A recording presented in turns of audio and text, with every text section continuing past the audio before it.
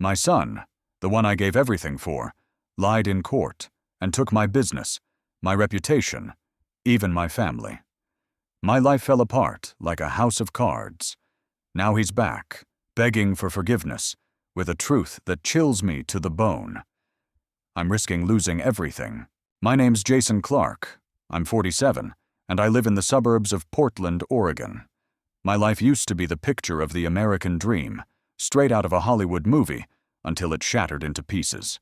The son of Irish immigrants, I grew up in a working-class neighborhood where the smell of motor oil from my dad's auto shop soaked into my childhood.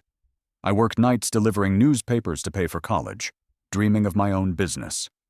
At 25, I opened my first café, a tiny place with peeling paint, but the best coffee in town, and pies from my mom's recipes that kept people coming back.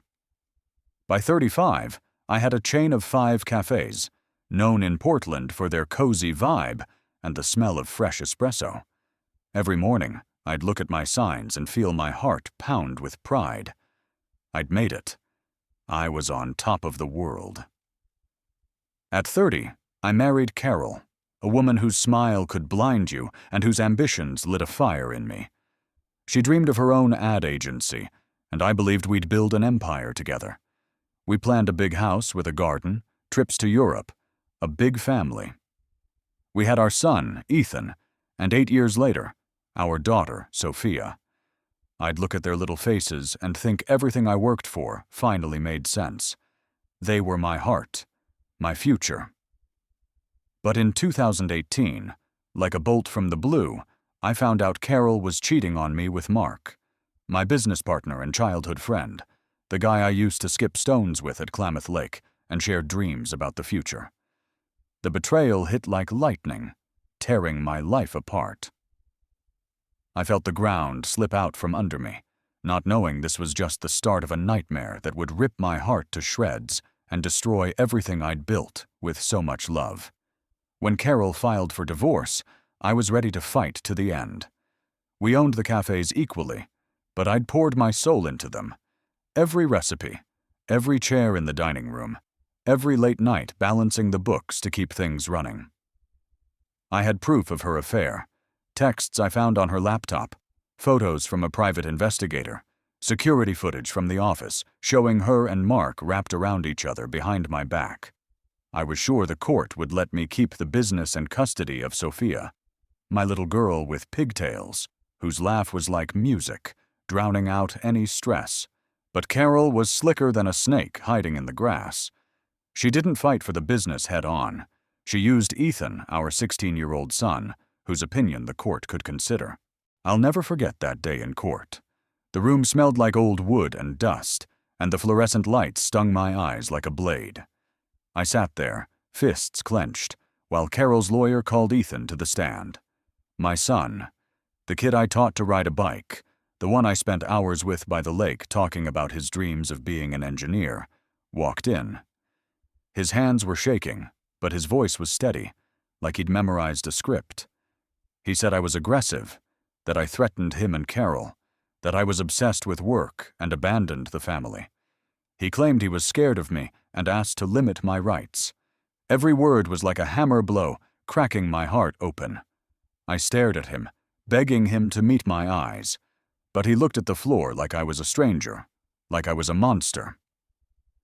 The judge, an older woman with a stern face, scribbled notes, her pen scratching like a knife on glass. Carol's lawyers exchanged looks, their eyes gleaming with triumph.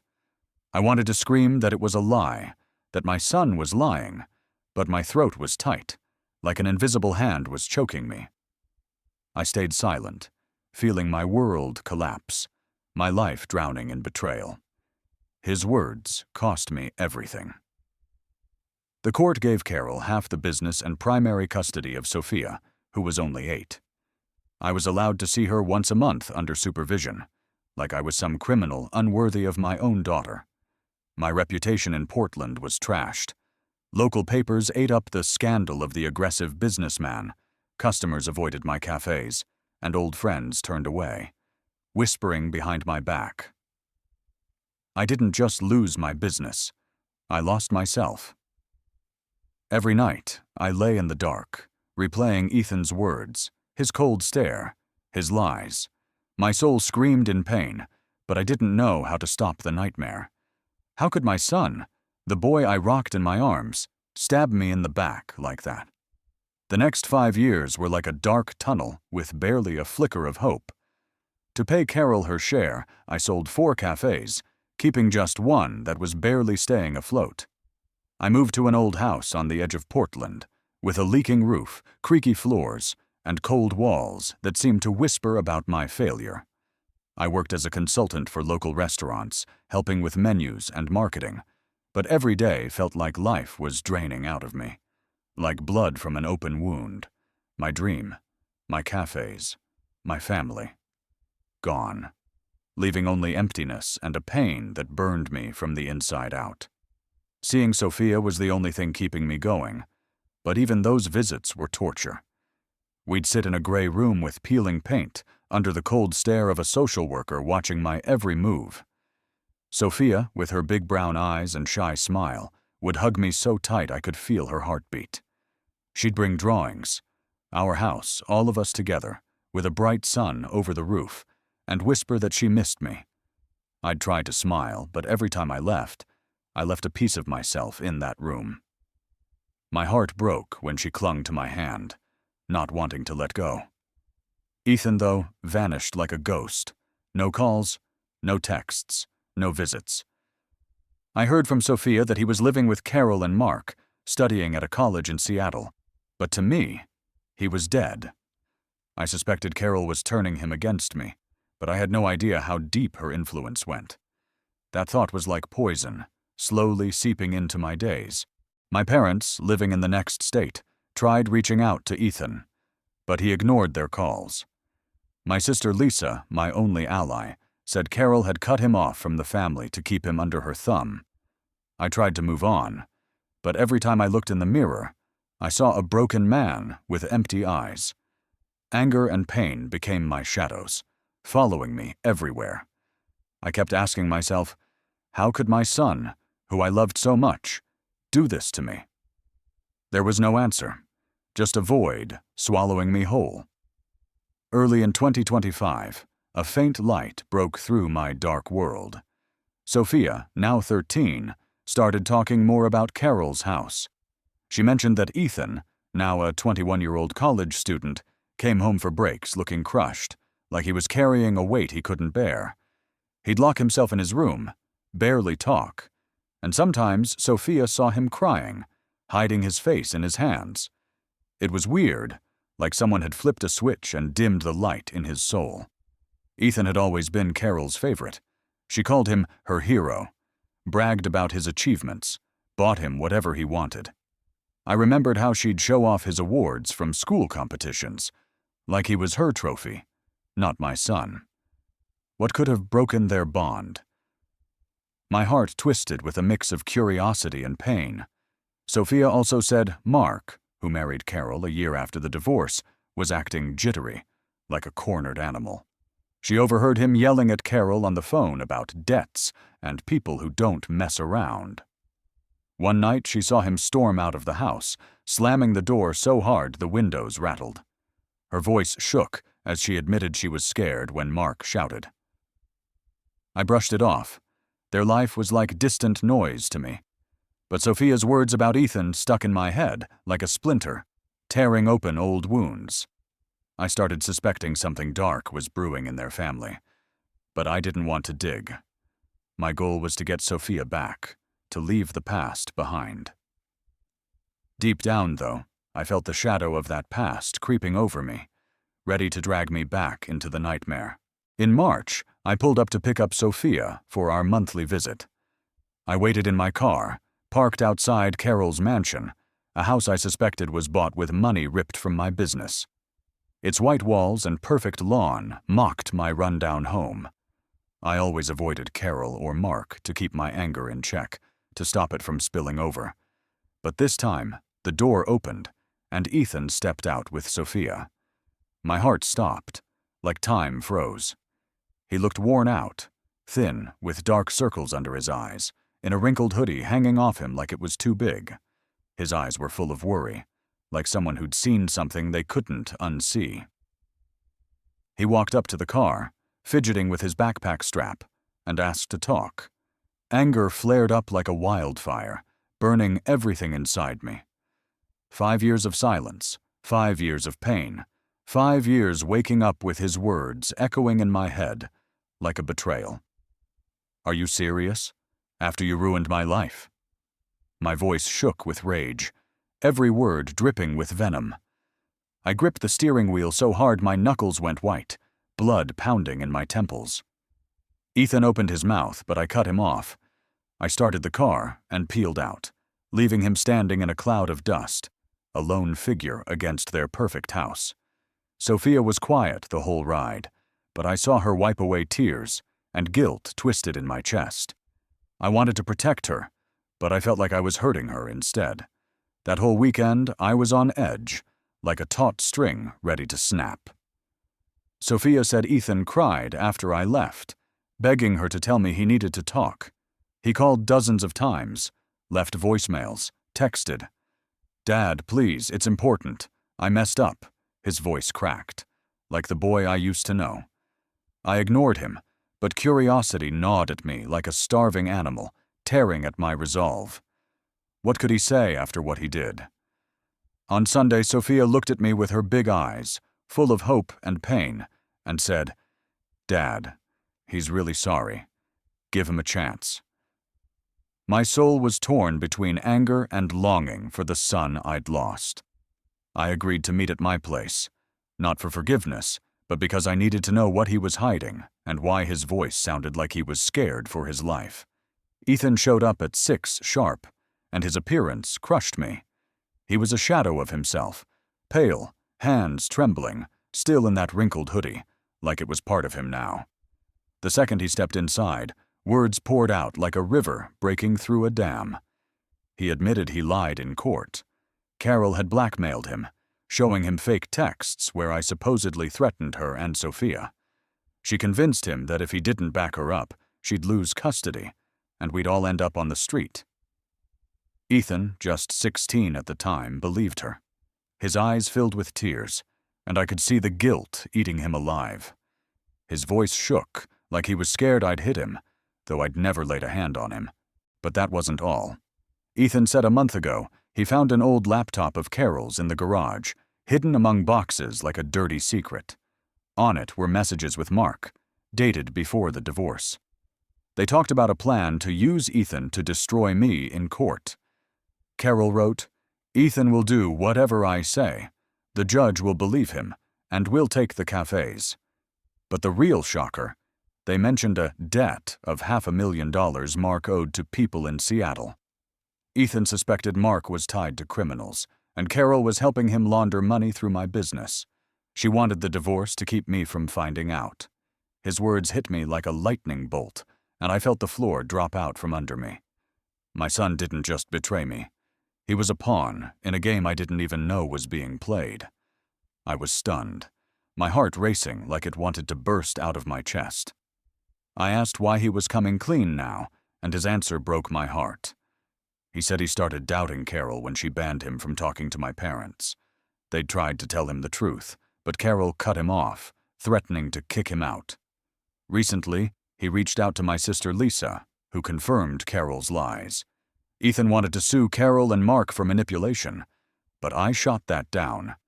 After that court case, I swore I'd never step into a courtroom again, where my life was torn apart. I wanted to focus on Sophia, to get her back in my life. But his words sparked a doubt. What if the truth was even darker? I looked at Ethan, my emotions warring.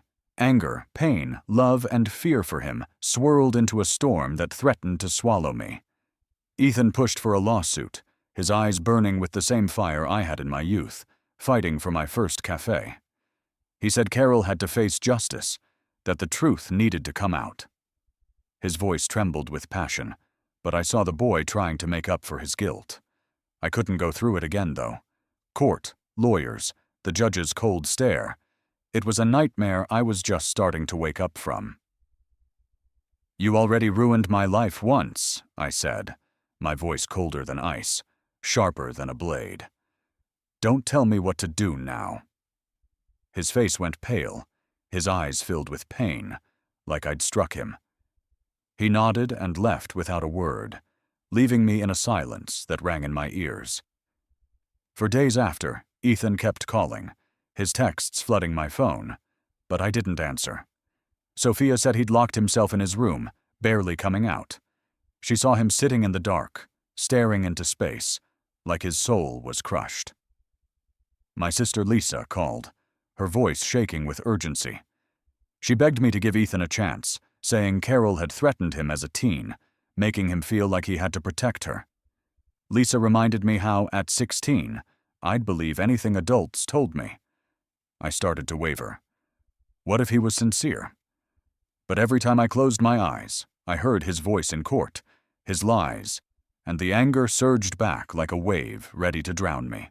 One night, I couldn't sleep. I dug out an old box of family photos hidden in the closet, a reminder of the life I'd lost. There were pictures of Ethan, 5 years old, laughing with a fishing rod by the lake, in his school uniform, proudly showing me a medal for a science project. I remembered him calling me Super Dad, falling asleep on my shoulder after a long day. Tears burned my eyes, and I realized that despite the pain, I still loved my son. But could I trust him again? My soul was torn between anger and hope, like a ship in a storm, and I felt like I was standing on the edge of a cliff, ready to fall. A week after our fight, I got a letter that changed everything. The envelope had no return address, just a USB drive and a note in shaky handwriting. Listen to this. You need to know. My hands trembled as I plugged the drive into my laptop. My heart pounded like a drum, sensing trouble. The drive had audio recordings of Carol and Mark. In the first, they discussed faking evidence against me. Carol laughed, her voice dripping with venom. Ethan will do whatever I say. He thinks he's saving Sophia. The judge will believe him, and will take everything. I felt anger choke me, but then I heard something that froze my blood. Mark talked about a $500,000 debt to people in Seattle. Carol replied, "We used Jason's cafes for the transfers." He never noticed, the naive idealist. They'd laundered money through my business, and the divorce was their way to cut me out before I caught on. I stared at the screen, feeling my world crumble again. My chest tightened, like someone had sucked the air out of me. Carol wasn't just lying. She was neck-deep in crime. I realized Ethan might have stumbled onto this and was trying to warn me. But who sent the drive? And why now? My mind screamed with fear and rage, but I forced myself to call Ethan and ask him to come over. This time, I listened carefully, trying to hold back the storm of emotions threatening to overwhelm me. He said he'd found not just the messages, but documents showing transfers to offshore accounts. He showed me photos of those documents, snapped secretly on his phone.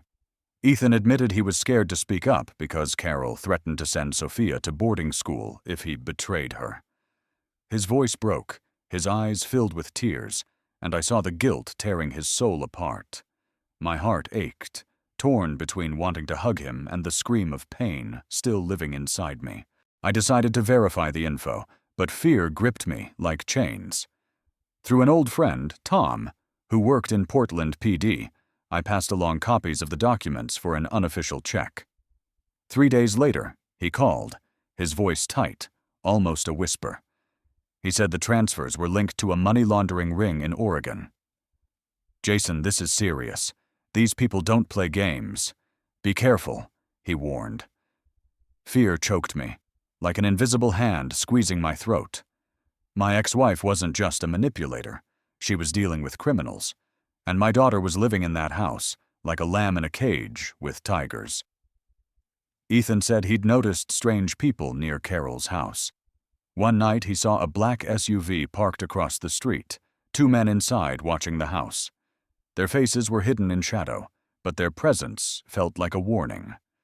He suspected Mark owed the wrong people, and now they were watching the family. I started fearing for Sophia. my heart racing in panic at the thought of her becoming a target in their games. If Carol and Mark were in danger, my daughter was in the crosshairs. I knew I had to act fast, but not through the courts. That was too risky. I felt like I was in a thriller where every step could be my last. My soul screamed with fear for my kids and rage at Carol, who'd dragged us all into this nightmare. I barely slept, imagining dark figures creeping toward the house where my daughter slept. I decided to confront Carol face to face, but not at her place. Too dangerous. I set a meeting at an abandoned café, one I'd sold after the divorce. The place was a ghost of my past. Dusty tables, broken windows, the smell of dampness soaked into the walls. I picked it to remind her what she'd taken from me, to make her feel my anger. Carol showed up, but her usual smug confidence was gone. Her face was pale, her eyes darting like a trapped animal's. I showed her printouts of the documents Ethan found and played the recording from the USB. Her venomous laugh echoed in the empty room. She went even paler, her hands shaking as she tried to argue, but her voice was weak, like a whisper. I didn't let her dodge. I told her I knew about her deals with Mark, the debts, the crime. I demanded she change Sophia's custody terms immediately and stop the payments she was getting for her. I hinted I had copies of the recordings and was ready to send them to the police. Carol tried to push back, but her voice shook like a leaf, and I saw fear eating her alive. I gave her 3 days, warning that if she didn't agree, I'd send the evidence not just to the cops, but to local media. Her eyes filled with panic, and for the first time in years, I felt in control. My soul soared, but fear for Sophia kept me grounded.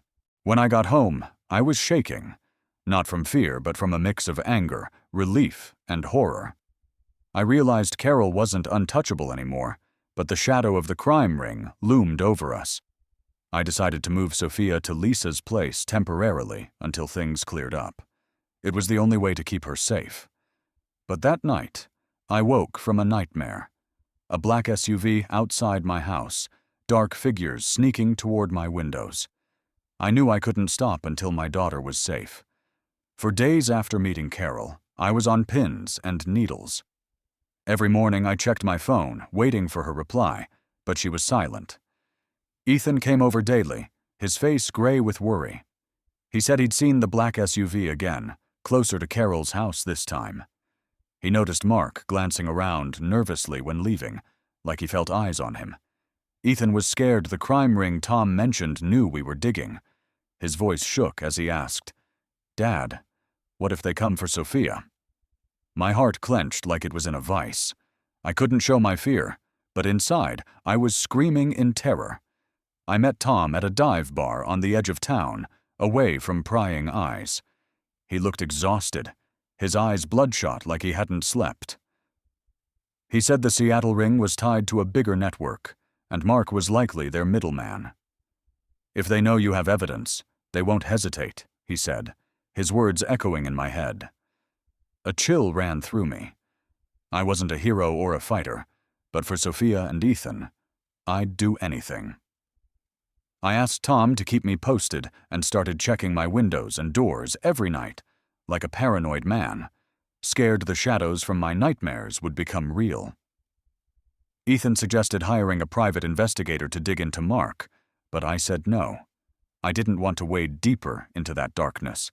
I just wanted to protect my kids. But his words about Sophia haunted me. I saw her face, her smile, and the thought of her in danger was like a knife in my heart. I knew I had to move faster than Carol and use every card I had. I invited Ethan over for dinner to talk, to find some anchor in this chaos. We sat at the table in my old house, eating pizza like the old days when he was a kid, and I was his hero. But now everything was different. I looked at him and saw not just the traitor, but the boy I loved more than life. I admitted his words in court broke my heart, that I still hear them in my dreams, an echo that won't fade. Ethan bowed his head, his shoulders shaking. He told me how Carol convinced him I was a threat, how she played on his fear of losing Sophia. He showed me a diary he kept in high school, a worn notebook where he wrote about his guilt, how he hated himself for lying. "I thought I was saving Mom," he said, his voice breaking like he was choking. "But I lost you, Dad." We both cried, like a dam had burst, and the pain we'd buried for years came rushing out. I felt it wash away the anger, leaving only love and longing for the years we lost. I said forgiveness was possible, but I needed time to trust again. Ethan nodded, his eyes full of hope and pain, like a man finally seeing light at the end of a tunnel. We agreed to work together to protect Sophia and get her back in my life. For the first time in years, we had a shared goal, a ray of light in the darkness I was scared to lose. I reached out to Carol through a lawyer to keep things official. I demanded a custody review for Sophia and an end to the payments. I sent her a copy of one document, not all, to hold back a trump card. Carol called the next day, her voice panicked, like someone standing on the edge of a cliff. She accused me of blackmail, but I cut her off. "You know I'm right. You have 3 days." She tried to bargain, saying Mark would handle the debts, but I didn't listen. I knew she was scared not just of the police, but of whoever Mark owed. My soul cheered at her weakness, but fear for Sophia gripped my heart. Ethan backed me up, saying he'd testify against Carol, even if it wrecked his relationship with her. He showed me another find, an old contract signed by Mark, mentioning the same offshore accounts. It boosted my confidence. I felt like a soldier before a battle, ready for anything. My sister Lisa helped me find a lawyer to draft custody change papers. I didn't want a trial, but I was ready if Carol refused. My soul burned with determination, but fear for my kids shadowed me everywhere. Carol called 3 days later. Her voice was quiet, almost broken, like she'd given up. She agreed to my terms. Sophia now spends half her time with me, and the payments stopped. I also demanded she repay some of the money I suspected went to her business with Mark. She tried to argue, but I stood firm. I said I didn't want her money for me. It would go to Sophia's future, her college, her dreams. Carol signed the agreement, and I felt a heavy weight lift off my shoulders, but the shadow of danger still loomed. I gave copies of the evidence to my lawyer to keep as insurance. Tom from the police said the ring tied to Mark was under surveillance and advised me to stay clear. I decided not to get involved. My goal was to protect my kids, not seek revenge. Sophia moved in with me half the week, and her smile became my lifeline. I watched her blossom, free from the tension at Carol's house.